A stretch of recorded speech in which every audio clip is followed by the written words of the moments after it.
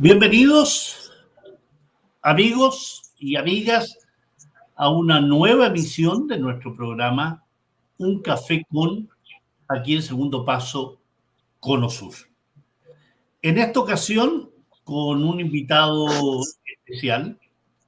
La semana pasada, recuerden, tuvimos la presencia de un invitado de la República Árabe Saharaui Democrática, quien nos habló de su nación, y dentro de la conversación surgió permanentemente el nombre de Marruecos como potencia ocupante y colonizadora del territorio saharaui. Ante esa realidad, se hace indispensable conversar con alguien que conozca en profundidad Marruecos, nos hable de su monarquía, la situación de su pueblo, situado en el norte de África, Marruecos, con una superficie de casi 500.000 kilómetros cuadrados, donde habitan 37 millones de personas, que lo sitúan en indicadores de desarrollo humano en el lugar número 121. Es un país que indudablemente es conocido por lo turístico, el desierto, ciudades como Casablanca, Fez, Rabat, Marrakech. Pero necesitamos ahondar en Marruecos, su población, su situación política, social. Y por ello, para ahondar en estos temas y otros que vayan surgiendo de la conversación, quiero saludar fraternalmente a Driss Mrani, nacido en un distrito cercano a su capital, Rabat, y que en busca de aires de libertad salió de Marruecos y se encuentra hoy viviendo en Latinoamérica. Un activista, un youtuber antimonárquico, a quien saludo fraternalmente. Bienvenido, Driss. Hola, te saludo desde la Argentina. Un placer, Driss. Un gusto. Antes de empezar la conversación en pleno, quiero saber cómo saliste de Marruecos y por qué saliste de Marruecos. Hubo un corte de luz, ahí te contesto. Por suerte que sigo. Sigue conectado. Son las cosas Sí, de porque Argentina. estoy acá en la frontera con el Paraguay y pasan muchos cortes, ¿viste? Bueno, conversemos con tu voz mientras llega la luz. Sí. ¿Cómo era la pregunta, señor? ¿Cómo saliste de Marruecos y por qué saliste de Marruecos más bien, no? ¿Qué te hizo salir de Marruecos? Salí de Marruecos en el 2015 y salí porque no me sentía libre. Siendo un joven, no sentía libertad. Esto fue lo que me empujó en el 2015 de irme a Brasil. La verdad que yo había terminado mis estudios y recibía muchas oportunidades de trabajo en el Medio Oriente, pero no me animé a ir allá porque yo vengo de un país árabe y no quería cambiarlo por otro país árabe.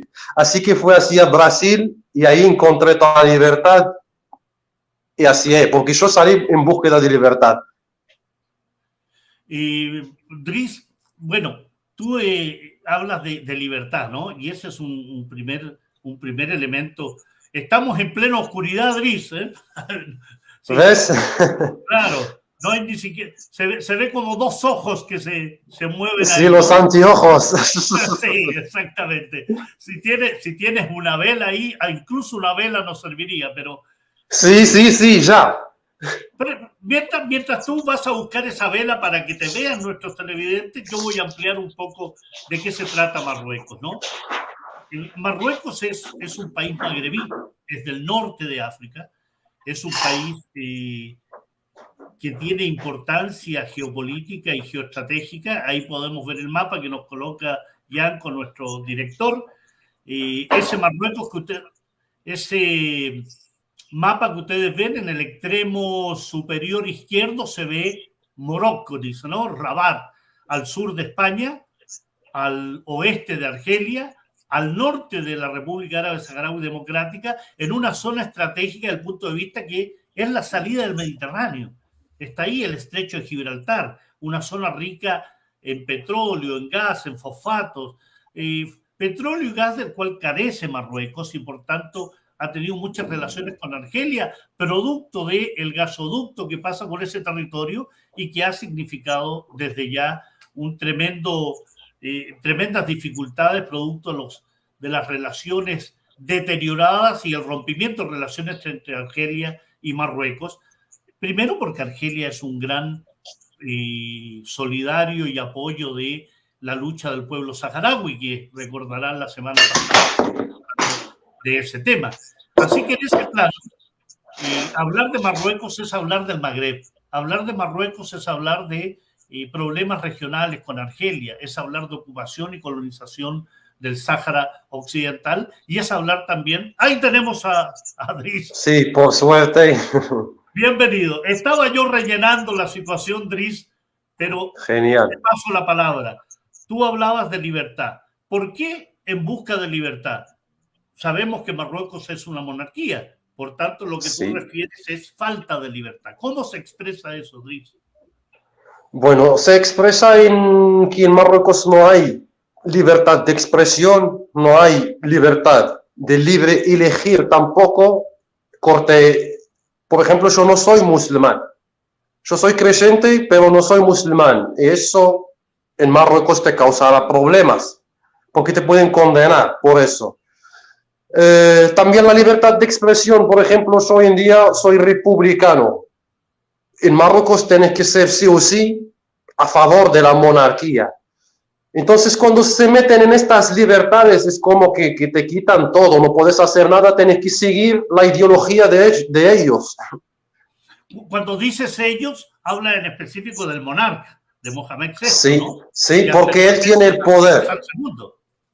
Sí, el gobierno en Marruecos es simbólico, es para demostrarle al resto del mundo que tenemos un gobierno, un presidente, pero todos están bajo las órdenes del monarca. Y es un jefe religioso también. Sí, también. Eso le da mucho más poder. Ajá. Driss, dentro de lo que uno conoce de Marruecos, yo tuve oportunidad de visitar Marruecos algunos años atrás viviendo en España, y efectivamente es un país hermoso, con mucha diversidad, con gente amable, pero también se ve y se nota ese aspecto totalitario que tú mencionas, ¿no? El ejército, la monarquía, el rey, tienen una estrecha unión, y eso se expresa, por ejemplo, en las empresas militares, la corrupción, la riqueza que tiene el monarca, ¿no? Sí, la fortuna del rey fue creciendo a los 2 años después que subió al poder, porque primero demostró como que vine para trabajar, para corregir todo lo mal que hizo mi padre, y al final cuando se apoderó bien del país, porque tenía miedo. En Marruecos siempre al monarca siempre le da miedo qué pasará cuando él morirá y vendrá su hijo, porque sabe que va a haber muchísima gente que es en contra. Entonces ese punto siempre es medio complicado. Entonces él llegó con todo el miedo del mundo, trabajó 2 años y después se largó a hacer lo que quiere. Hacer dinero. Hacer dinero, eso es. Porque de ahí venía creciendo su fortuna de una forma terrible. Y eso tiene una vinculación también con el ejército marroquí, ¿no? El padre del monarca Mohamed VI había dicho a los generales de las Fuerzas Armadas que háganse plata y olvídense de la política. Eso fue como un pacto de paz entre la monarquía y el establecimiento militar. Driss, se menciona también, hay elementos muy importantes que suelen mencionarse, incluso yo en artículos que he escrito al respecto, porque la Oficina de las Naciones Unidas dedicada al estudio del delito y las drogas menciona a Marruecos como un productor importante de drogas que pasan a territorio europeo. Eso es común, es habitual. Sí, porque es el más grande productor del mundo. Y según lo que yo sé, cada noche salen muchísimas toneladas del hashish, digamos, hacia España. Pero de la forma que salen, se nota ahí que algo va mal. Es decir, hay un tema de corrupción. Tantas cantidades salen, corte que no hay nadie en la frontera. No hay control. No hay control, exactamente, sí. Yo había hecho un videito en mi canal del YouTube en el cual agarré un par de artículos que salieron en la prensa de España, en el cual acusaban un colombiano que es condenado de 35 años, algo así, en España, y que se refugia en Marruecos, y que la policía española había avisado a la policía marroquí que se encuentra entre dos ciudades. Entonces le facilitaron el trabajo, habría que buscarlo entre dos puntos. Pero las autoridades marroquíes nunca se movieron atrás de esta persona. Nunca lo encontraron. Nunca. Oye, Dries, hay un tema también muy interesante porque en territorio marroquí hay dos enclaves territoriales que están ocupados por España hace muchos años, Ceuta y Melilla. Hay un sentimiento de la población marroquí respecto a la recuperación de esos enclaves o sirven de moneda de cambio con España para mantener baja la tensión, que es la zona norte, ¿no? En esa zona donde podemos ver en el mapa, donde dice Gibraltar, bueno, un poco más abajo está Ceuta y Melilla, que son dos enclaves que pertenecen a España, pero están en territorio marroquí. ¿Cómo se vislumbra eso? ¿Cómo lo ves tú, Dries? Entonces, si preguntas a cualquier marroquí, te dirá que Ceuta y Melilla son marroquíes. Pero ¿qué pasa acá? Es que el régimen del rey Mohamed VI no reclama estas ciudades, porque sí que sirven como moneda de cambio para España. Porque si el rey pida estas ciudades, tendrá problemas en el Sahara Occidental. Pero al rey le sirve más apoderarse del Sahara Occidental que recuperar dos ciudades que le traerán más problemas, en el sentido que va a tener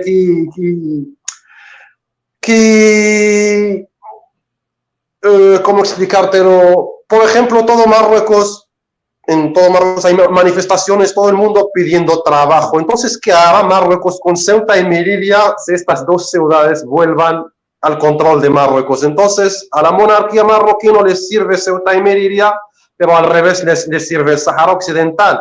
Y también, como lo has mencionado tú, es una moneda de cambio que juega España. Dries, hay un tema importante, y lo mostraba nuestro director en el mapa, el tema con Argelia.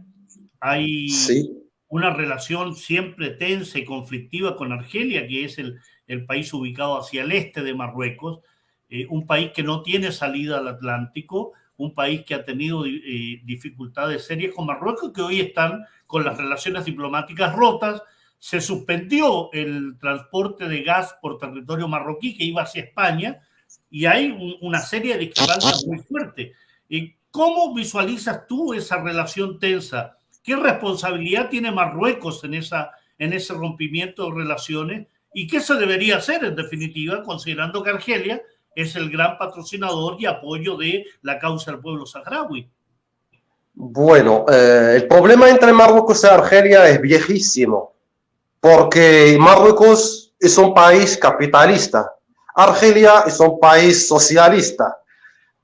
Si se van a poner de acuerdo algún día, no creo, teniendo un régimen de la derecha y otro de la izquierda, que tienen frontera y tienen problemas viejísimos en la frontera porque hubo la guerra de arenas en el 1962. Fue que Marruecos también aplicó el visado para los ciudadanos argelinos en el 1994. Argelia contestó cerrando toda la frontera, se quedó todo ahí. En el 2021, después de la normalización de Marruecos con el Israel, ahí se empeoró todo. Porque Argelia se ve un país amenazado por los sionistas, pero Marruecos coopera con los sionistas. Entonces cerraron porque habían aviones entre Marruecos y Argelia que iban en el aire, pero la frontera terrestre era cerrada. Hoy en día nadie cruza de este lado hacia el otro de ninguna forma u otra, hasta que todos los aviones marroquíes, militares y civiles, no tienen el derecho hoy en día de cruzar en el espacio aéreo de Argelia. Hemos llegado hasta que han matado a 3 camioneros creo, por la zona del Sahara Occidental, un dron marroquí. Fueron 3 camioneros argelinos y se complicó todo, se investigaba de la parte del gobierno de Argelia, qué van a hacer, pero al final no pasó nada por suerte, porque todo el mundo creyó que íbamos a la guerra, pero a los dos pueblos no queremos ninguna guerra. Sí. Muy porque si el marroquí o argelino. Muy interesante lo que sostiene, porque en definitiva los pueblos lo que buscamos permanentemente es la paz, ¿no? Es poder tener relaciones de desarrollo amistosa con los demás pueblos. Pero aquí hay una situación indudablemente de fuertes intereses, y tú lo mencionaste hace poco instante, la normalización con el sionismo. Un país árabe, un país que siempre se reconoce en los países árabes el apoyo a la causa palestina, y sin embargo tenemos al Reino de Marruecos, tenemos a Mohamed VI, que llega a acuerdos con el sionismo, que llega a acuerdos militares. Recordemos que el muro que separa los territorios liberados saharauis de los territorios ocupados fue con apoyo tecnológico y de logística y seguridad por Israel. O sea, estamos hablando de normalizar relaciones no entre los pueblos, porque hay algo muy lindo, Driss. Recuerdo haber visto unas imágenes de un partido de, me parece, las Águilas de Rabat, creo que se llama el equipo de fútbol. ¿Cómo se llama el equipo principal de fútbol de Rabat? Rabat, las Fuerzas Armadas. No, un equipo de fútbol. Sí, se llama las Fuerzas Armadas de Rabat, el más famoso. El más popular ahí, ¿no? Sí, en Rabat sí. Ya, me recuerdo haber visto, y te lo menciono por lo que significa la anécdota, que fue la selección, fue un partido con la selección palestina, y la hinchada del equipo cantaba por el Palestina, por la libertad de Palestina. Y estos del Águila serían de Casablanca. De Casablanca, mira, ¿ves? Sí, no es Rabat, por eso. Pero fue muy hermoso. Sí, siempre cantan. Hasta aquí, ¿viste cuando normalizaron con Israel? Salió a 30 ciudades marroquíes a manifestarse en contra. 30 ciudades en el mismo tiempo es mucho, es mucho. Pero el pueblo, lamentablemente, no puede hacer nada hasta ahora. Hay mucha represión, muchos detenidos. Mucha represión, sí. Muchos detenidos políticos últimamente condenan a la gente por ser youtuber. Ni siquiera periodistas. Ya terminaron con los periodistas en Marruecos, ya no existen más. Existen los que están a favor de ellos. Hoy en día tenemos un youtuber, un cantante, un rapero. Se están llevando todo el mundo. Ahora, en ese sentido, ¿cuál es tu visión del pueblo marroquí respecto a la causa del pueblo saharaui? Marruecos es considerado una potencia ocupante, colonizadora, desde el año 1975. Y en ese plano, me parece muy valioso conocer desde un marroquí como tú, ¿cuál es la visión que existe sobre esa ocupación y esa colonización?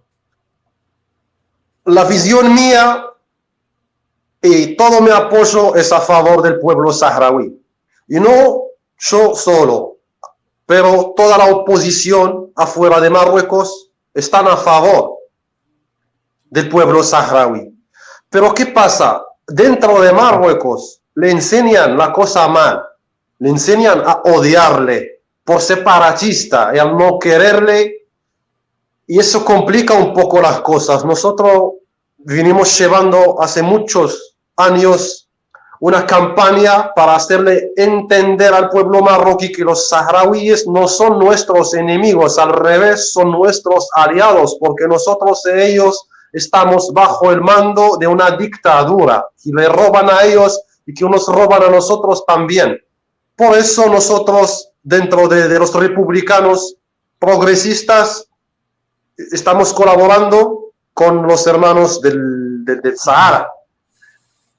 Pero eso le cae mal un poco al pueblo, pero con el mucho trabajo que estamos llevando, ojalá que mejoren las cosas, pero igual se ven ya los resultados. Muchísima gente que lo odiaba a los saharauis al Frente Polisario hoy en día pudieron entender la situación, una verdadera situación que sufre el pueblo saharaui, que es casi la misma que pasa con nosotros, los marroquíes, dentro de nuestro país. Entonces, mira lo que hace el régimen de Mohamed VI en nosotros primero. Así que imagínate qué hará en el Sahara Occidental. Por eso, yo me solidarizo con la sultana Jaya de tu plataforma, señor Pablo. Te lo agradezco mucho, ¿no? Sí, es una activista saharaui que sufrió mucho. Me parece muy hermoso escuchar de tus palabras de apoyo al pueblo saharaui, porque efectivamente la prensa internacional, la prensa marroquí, acá en Chile, te digo, Dries, existe un fuerte lobby marroquí que ha comprado a periodistas, que ha comprado a medios de comunicación, que ha comprado a artistas. Claro, muchas veces por ignorancia de esto, ¿no? Ha creado fundaciones. Sí, también hay una mezquita allá, no me acuerdo, creo en Valparaíso, en Chile, ¿no? En Coquimbo, en la zona norte, en Coquimbo. Ah, sí, pensé que era Valparaíso, me confundí. Sí, hay una mezquita del rey Mohamed VI. Sí, se llama Centro Islámico Mohamed VI, imagínate. Mohamed VI, ¿eh? Bueno, eso es parte del lobby marroquí. Sí, es el lobby marroquí, sí. Quiero estrechar nuestros jarros con café, ¿ah? Agradecerte que estés con nosotros en Un Café en Segundo Paso Conosur, en una transmisión conjunta, Dries, entre Segundo Paso Conosur y Prensopal, que es un aliado en estas transmisiones. Te decía que me parecía muy hermoso escuchar de un marroquí estas palabras de aliento y de solidaridad con el pueblo saharaui. Tuve oportunidad de estar en los campamentos de Tinduf, en el sur de Argelia. De Argelia, sí. Exactamente. Y las condiciones en que vive el pueblo saharaui ahí son extremas, ¿no? En la Hamada argelina, que se le llama, con temperaturas extremas de 0 grados en la noche y 45 grados en el día, con escasez de agua, dependiendo de la ayuda de la ONU, y sin poder retornar a su patria, sin poder retornar a la Yuna, a Yala, a Esmara. Lo que pasa, Pablo, es que hay interés extranjero, no solamente marroquí, porque el tema del Sahara Occidental... ¿Cuáles son esos intereses? Ah, sí, bueno. Quiero que profundice sobre eso. ¿Cuáles son esos intereses que hacen que la monarquía marroquí ocupe el Sáhara Occidental? Primero, el interés de Estados Unidos y de Francia está en Marruecos, en el Sáhara Occidental. Los que tienen la gran parte de todo eso es Francia y Estados Unidos. Después viene España y vendrán otros países que se benefician de la situación, de la forma que... Entonces eso complica todo, porque yo veo que el tema no está en la mano del rey Mohamed VI nomás, pero Mohamed VI es una persona que garantiza los beneficios de otros países en Marruecos. Así que él tampoco puede irse en contra, pero a él le gusta la situación también y así estamos yendo. España, se beneficia de los actos marítimos porque la gran mayoría de los barcos de Europa que bajan a Marruecos a pescar, la gran mayoría de los barcos son españoles. Entonces Marruecos firma con ellos. Eso incluye el Sahara Occidental. Imagínate si mañana llegan a cambiar las cosas, entonces el interés español estará pendiente, digo yo. Y si hablamos del interés francés, es el problema más grave. Yo lo veo a los intereses franceses en Marruecos. Son los que complican todo.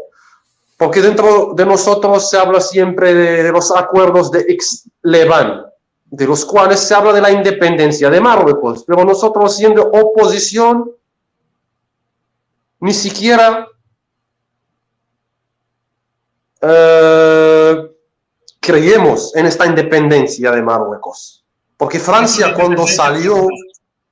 Es una independencia formal, no es... Sí, es formal, porque Francia cuando salió dejó a su gente y dejó también a los traicioneros, para decirlo así, de frente mal, como se dice en la Argentina. Los traicioneros es gente que se beneficiarán trabajando por Francia en Marruecos. Porque ¿qué pasó? Había lucha armada en Marruecos, sí. Han fallado a todo, han matado a los líderes y fueron a firmar en Francia la independencia. Yo nunca he visto en mi vida un país que llegó a la independencia con una firma. Entonces, por eso la situación con Francia es muy complicado, es muy complicado. Sí, hay muchos intereses económicos franceses en Marruecos. Sí, bastante, muchas empresas francesas. Sí. Muchas empresas. Y en ese plano quiero complementar lo que tú dices, Dries, para que nuestros televidentes se aclaren aún más el panorama. Cuando tú hablas de los temas marítimos, es porque frente a las costas del Sáhara Occidental, en estas costas que ustedes ven ahí, donde dice Layún, que es la capital del Sáhara Occidental, están los caladeros pesqueros del Atlántico, que son los más ricos y diversos de todo el Atlántico. Al sur de las Canarias, ¿no? Ese pequeño grupo de islas que ustedes ven ahí. Caladeros pesqueros que entregan muchísima riqueza. Y esos son explotados, claro, nos dice Dries, por España, pero también por otros países europeos que han firmado acuerdos pesqueros con Marruecos. Entonces hay ahí intereses económicos muy potentes, muy fuertes, pero también hay intereses desde el punto de vista de las relaciones por la energía, el tema energético. Ajá, es decir, sí. Argelia es productor de petróleo y de gas y Marruecos no lo tiene, entonces ha tenido un gasoducto que pasaba por territorio marroquí que se rompió el acuerdo tras el rompimiento de relaciones con Argelia. Entonces, creo que ahí, si no me equivoco, corrígeme tú, Dries, hay un sometimiento de Marruecos a Francia, a Estados Unidos, que genera también una división con países del Magreb que quieren tener una mayor independencia de esos países. ¿Cuál fue lo último que dijiste, señor Pablo? Que Marruecos está muy sometido a Estados Unidos y Francia. Ajá. Y hay un conjunto de otros países africanos, en su momento Libia, la propia Argelia, que no quieren tener ese, o no querían tener ese sometimiento. Por tanto, sí, eso genera discrepancias. Esto es parte del problema que va ocurriendo hasta hoy en día con Argelia, ¿viste? Y de Libia ni hablar, porque todo el mundo sabe cómo era el presidente Gaddafi. Libia y Argelia fueron los primeros países en apoyar al Frente Polisario. Exactamente. Ahora, Dries, ¿cómo ves tú los desafíos? ¿Cómo ves la salida hacia un Marruecos libre que te permita, por ejemplo, a ti volver a tu patria, ¿no? Tú tienes familia allá, ¿no? Sí, tengo mi familia allá. Ya, lógicamente el extrañar a la familia es algo natural, pero no basta con extrañar. El extrañar a tu país también. Exactamente. Tu tierra, sí, pero lamentablemente yo soy refugiado político acá en la Argentina y la verdad es que yo no estoy esperando que mejore mi país algún día para volver allá y pasarla de refugiado en la Argentina, pero yo estoy luchando para realizar esto en mi país. Sufro de persecuciones, de amenazas, me pasa de todo, me hace la vida muy difícil, pero sigo luchando. Arranqué de la nada, pero gracias a Dios hoy en día tengo 63,000 seguidores. Logré eso en poquito tiempo. Colaboro con muchísima gente, muchos progresistas, especialmente en varios países. Estamos organizándonos para hacer una organización afuera del país, para estar listos. Aquel día que pase algo en Marruecos, que entremos bien preparados y listos. Porque el pueblo sí o sí dará vuelta. Reina un hambre mortal en Marruecos. La situación económica es terrible. Todo el país está muy endeudado.